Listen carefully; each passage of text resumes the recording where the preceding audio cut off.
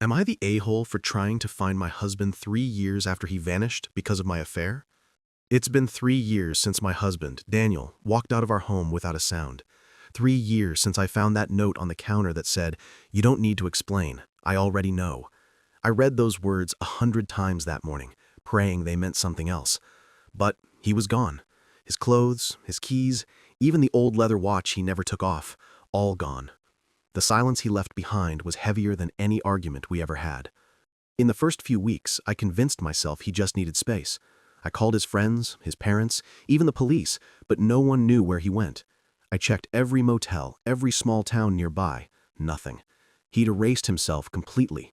The affair that ruined everything was over, but the guilt stayed. The man I'd chosen over Daniel never even loved me. I lost both of them, one to selfishness, the other to silence. Sometimes I think that was the universe's way of showing me what I'd truly done. Years passed, and I tried to rebuild, but I couldn't. Every meal, every sunset, every empty chair reminded me of what I destroyed. I started writing letters to him I never sent. Hundreds of them.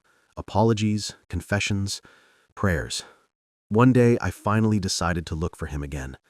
I took time off work, drove through towns I'd never heard of, searching for a man who probably didn't want to be found. Then, in a quiet coastal town, I saw him. He was sitting outside a small cafe, older, calmer, reading a book.